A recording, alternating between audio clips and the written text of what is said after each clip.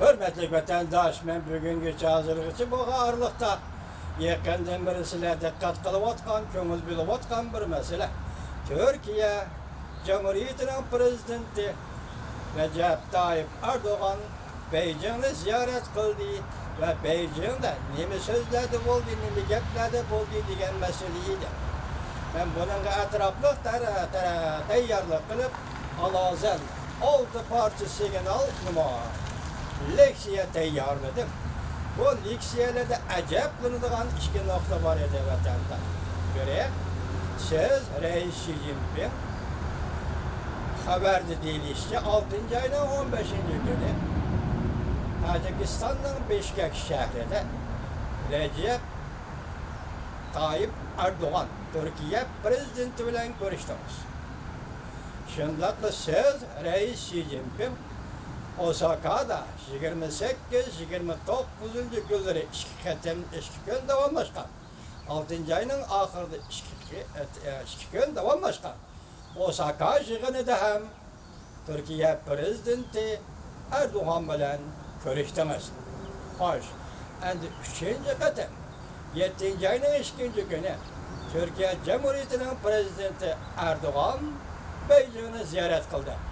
Men Reis Xi Jinping sizge sual koyup bakay ki neymiş ki bundak ciddi olup gitti. Türkiye Cumhur münasebetleri neymiş ki bundak ciddileşip gitti. Bari yok 15 yak 20 gün içinde sizden Türkiye'nin prezidenti Erdoğan bilen şunca ciddi, şunca aldıraş görüşünüzge ve söhbet konuşunuzga sebep bolgan narsalarni Reis Xi Jinping.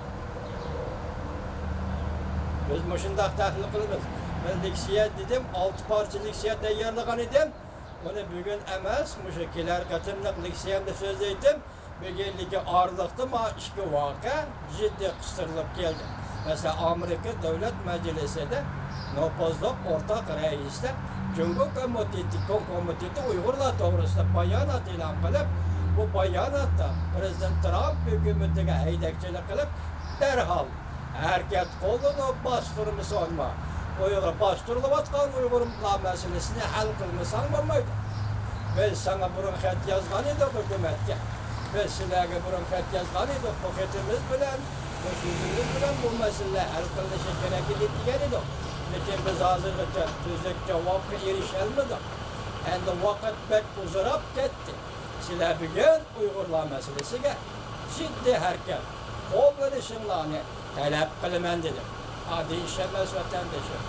Koşturuk benim bu vaka bilen Prezident Erdoğan'ın Beijing'e gelip Reis Xi Jinping'le görüşkenligi doğrusunda bu haberini seliştirgim kelivatıdım. Evvel Aleksiyani sözde boğandaki andın seliştirip bakaylı hürmetli vatandaş. Sen şu esnada şu günlerde dikkat kıldınız mı? Angliya, Britanya ve Büyük Devletler Taşkı İşler Ministeri Cemil Han şirketten bayanat ilan kıldı. Şangan meselesi doğrusunda. Demek dedi ki biz 1984 yılı ilan kılgan. Angliya Cumhur Birleşme Ahbaratı büyütü iş kılırsa. Eğer bunun xilaflık kıldıgan bolsan akıbet intayin eğirdir. Yakında Angliya, Britanya Taşkı İşler Veziri Han yani fikir kıldı. Onunla Cumhur'un bayanatı Gümşuan yani fikir kaydı. Hatta ki katemde Cumhur'un Taşkı İşler Ministeri Wang Yi, Angliya'nın Taşkı İşler Ministeri Han'da naiti eğir, kopalı söz işledi. Demek ki onun manisi bildirilmedi. Diplomatiya sahasında bundan sözler işletilen de, işletilmem de bilgili olmaydı. Onun hazırlıklı manisi Xitayca çok iyi değil, yani Trump'lık ibarlarını işletildi. Çünkü sıhbam, bunun manisi bildirilmedi. Diyen bulup, Wang Yi, Angliya'nın Taşkı İşler Ministeri Han'da muşunda katlık sözlü işletkenliği diplomatiya sahasında işbar yok mu? Bunu bilin olmayı. Yani böyle hayran kalırdınız, ende hayran kalırdınız. Ben paketi koyup ben size taklif etseniz buluyorum vatandaş. Şangan meselesi Angliya Tashqi ishlar ministrligining maydoni o'zgardi. Qattiqlik o'zgardi. Biz buni Jungo kelayotgan besim deymiz. İkincisi, Uyg'uriston masalasi to'g'risida vaqatim men ishonamanki, Prezident Erdo'g'an Beijingga alohida yetib kelib, Reis Shi Jinping bilan so'zlashgan masala faqat Uyg'uriston masalasi. Siz xalqaro ishlar xizmatini nazarga eling vatandosh. Angliyada xon o'ttirg'i chiqdi Shanghai masalasi. Vaqatim Prezident Erdo'g'an har dunyosining yoki Osaka'daki 20 devletten elçisi bulup Uyg'uristonga yetib keldi. Nimaga? Kechiralar, Beijingga yetib keldi. Bu yerda men ishonamanki, Uyg'uriston masalasi. Xudo tahlil qilganini ko'rishdi. Bu yerda Prezident Erdo'g'an bir og'iz gapni qildi. Biz bu masalani yoki lager masalasi demidi, yoki Uyg'uriston masalasi demidi, bu masalani hal qiladigan chorani izlab topishimiz kerak. Bu gapdan o'zi yetarli. Turkiya hukumatining rahbarining og'zidan bu gap chiqdi degan gap shu gapdan o'zi yetarli. Hozir Torbetlarda qaynab ketayotgan bir masala.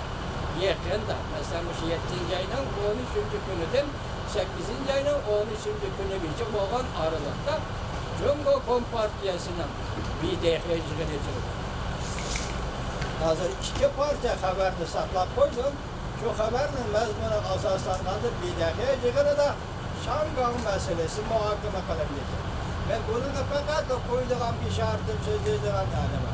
Hukm shaklida so'zlaydigan so'zim shuki, alasha. Demak, bu BDH yig'inida Shanghai masalasi o'tirib qo'yildi degan gap pichoq taqan.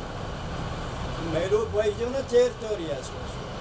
Meyli o Beijing'in memuri rayını olsun, meyli bir devlet işgal tüzümü olsun, meyli buna bekar kılıngan olsun, Şanghai meselesi diyen meselenin hayta Beijing'de BDH'ın oturup koyuluşu ve halk kılıkması.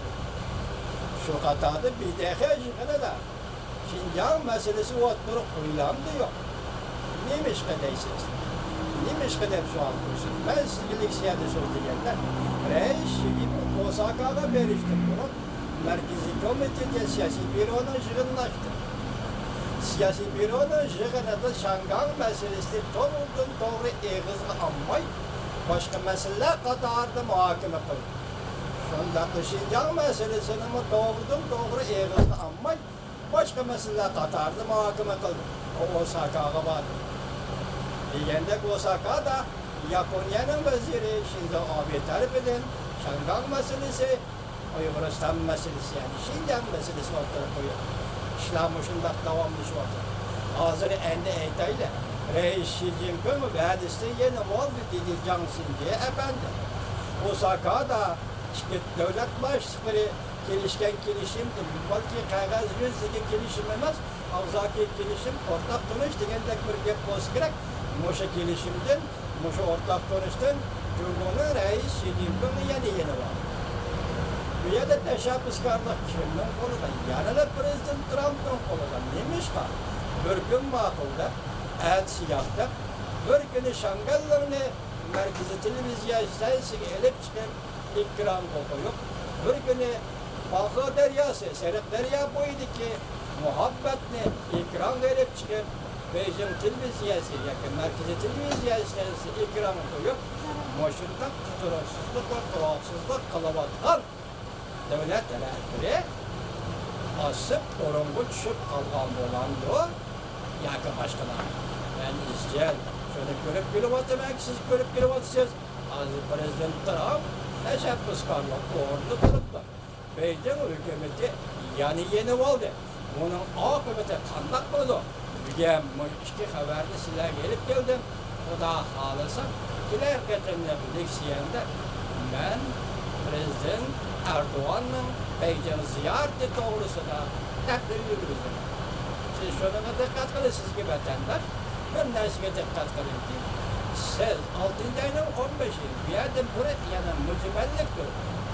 Ben sizge iten Reis Shi Jinping 5. ayının 6. 7. günleri Moskova'da Petersburg ziyareti oldu. Reis Xi Jinping 5. ayının 14. günü Bişkek'te Şanghay Hemkarlık Teşkilatı'nın yığına katmıştı. Şu vakti bir haber çıktı. Reis Xi Jinping Düşembe, yani Tacikistan'ı ziyaret kıldıydı. Bu 5. ayının 15'ine doğru gelir. Bırak bir yerde haberde 6. ayının 15. günü Tacikistan'da Asya özara şey neydi lan müşündak mezmundaki provokat yığında kıldı. Mavzu o kararı. Müşündak yığın tüfeyle Tacikistan'la böyle Düşembe de Reis Xi Jinping Prezident Erdoğan böyle görüştüğü değil mi? Bu şu vakti ağırlığı tarzı. Stop kilovatan benim. 6. ayının 15'i. Tacikistan'da Düşembe'de görüşken olsa. 6. ayının 20. günü. 4 günlük yer. Reis bir çavuşanını ziyaret kıldı. Rusların hemisi birleştirip gülüm. En azından 10 gün güzel ötmek. 6. ayının 28, 27. günü, 26. günü Japonya'ya Osaka'ya gittiler.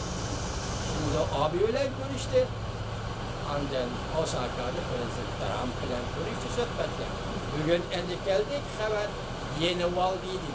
Bir yerlik en hal olmuş mesele. Yani özen perestlik kılsam, mesela Uygur perestlik kılsam, vakitın bunun yeni verişi zılzılı kozgulmandı mesela. Bir dakika öncekine de. Ya ki merkezi hükümet yana kaydı yeni veriş meselesi götürüp çıktı mı kaldı. Biz ötkende sözlüğünün ikisiyle Prezident'ten Özlem Avzu'yla ne mi diğerliğin ister kapçıda? İsanadır bağımlı vatandaşlar. Fakat Cumhur'un imzalayılan kilişin yalnız soğudu sohbetine emel. Soğudu kilişemele emel. Yani başka kilişim diyen söz İsa'mızı bozun. Biz Cumhur'un yana bu meseleyle devamlı tatbikatlarımız Allah sağlığı giler katem. Türkiye Prezidenti Erdoğan Bey dönemini ziyaret kıldı diyen mesele bu ülke milli siyaset.